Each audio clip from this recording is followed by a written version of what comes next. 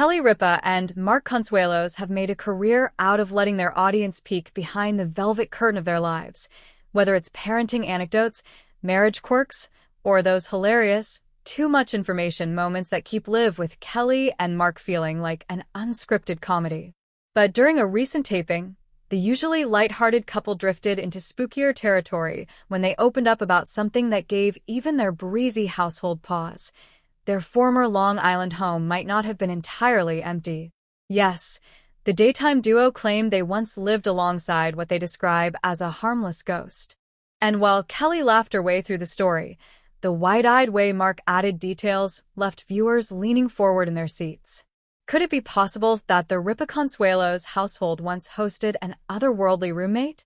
The setup, when a dream home comes with extras.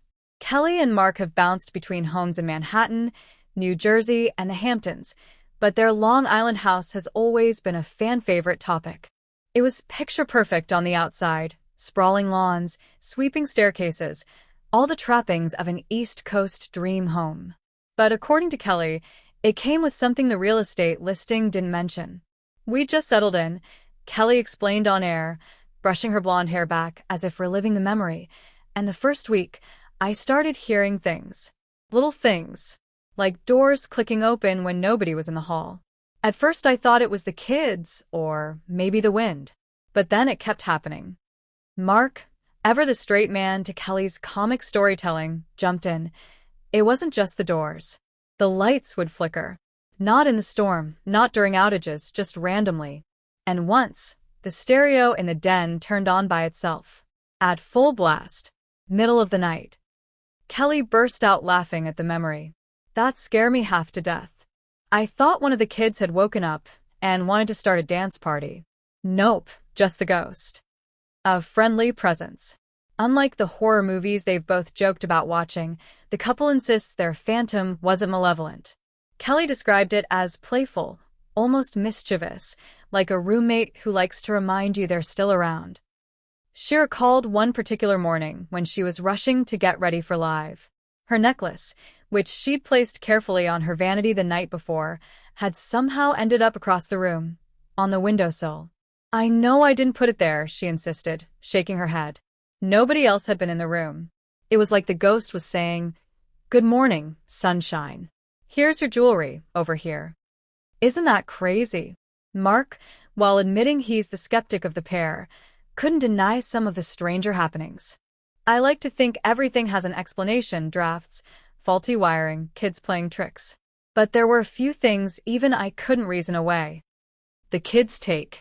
Of course, the Consuelos children, Michael, Lola, and Joaquin, didn't escape the paranormal activity. According to Kelly, the kids had their own brushes with the house's invisible tenant. Michael, the eldest, once claimed he heard footsteps outside his door late at night. When he opened it, the hallway was empty. Lola, ever the practical one, dismissed it as dad getting a midnight snack. But Joaquin apparently had the most intense experience. He swore he saw the shadow of a woman near the staircase.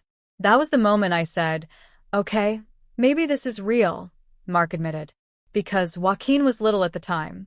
Kids don't usually invent that kind of detail unless they're trying to spook each other. And he looked genuinely shaken. Dinner party confessions. As if the ghost stories weren't entertaining enough, Kelly revealed they once hosted friends for dinner who also noticed the unusual energy in the house. "One of our friends was walking back from the kitchen with a glass of wine," Kelly recounted, eyes wide as though she still couldn't believe it. "And suddenly she froze. She said she felt a hand brush her shoulder. But no one was there. And I mean no one. Mark was in the living room. I was setting dessert. She almost dropped the glass." Mark added with a smirk, "That was the first time I admitted out loud that maybe, just maybe, we had a house guest we didn't invite." Kelly's bond with the ghost. Here's where the story takes a turn only Kelly Ripa could pull off. She claimed she eventually grew fond of the spirit. "It never hurt anyone, never threatened us. After a while, I'd walk into a room and say, 'Morning,' just in case. Like, why not be polite?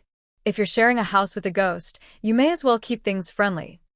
Her studio audience burst into laughter, but Kelly doubled down. I swear, once I said good morning and the coffee pot, this old thing we had, just sputtered to life. A coincidence? Maybe. Or maybe the ghost was saying, good morning to you too. Mark, the non-believer, sort of. Mark insists he doesn't buy into ghost stories, though his expression while recounting certain incidents betrayed a hint of doubt.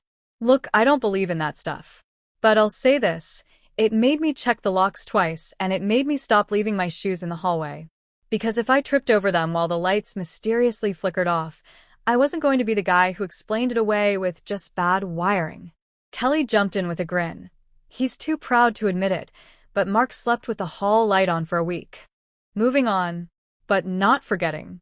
Eventually, the family sold their Long Island property and moved on. But when asked if they were relieved to leave the haunted house behind, Kelly hesitated. You know what? I kind of miss it, she said thoughtfully. It was quirky. It made for great stories. And honestly, it was harmless. Not all ghosts are scary. Ours felt more like a reminder that houses have histories, and sometimes those histories stick around. Mark, shaking his head, concluded with a chuckle. You're going to make people think we want to move back in. No, thank you. I'm good with our current house staying ghost-free. Fans react. Unsurprisingly, the story set social media ablaze. Viewers flooded X, formerly Twitter, and Instagram with reactions, ranging from amused disbelief to genuine goosebumps. Kelly Ripa chatting with a ghost in her kitchen is the most Kelly Ripa thing ever. Mark can say he doesn't believe, but the look on his face said otherwise. Now I want a Ripa Consuelos paranormal podcast.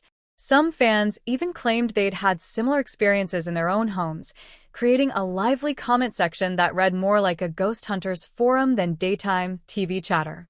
Isn't that crazy? At the end of the segment, Kelly summed it up perfectly. It's one of those stories where you either laugh at how silly it sounds or shiver because you know exactly what we're talking about. But either way, isn't that crazy? Crazy, yes. But in true Kelly and Mark fashion, even a ghost story becomes less about fear and more about laughter, family, and that unshakable sense that life, on this side or the other, always has a sense of humor.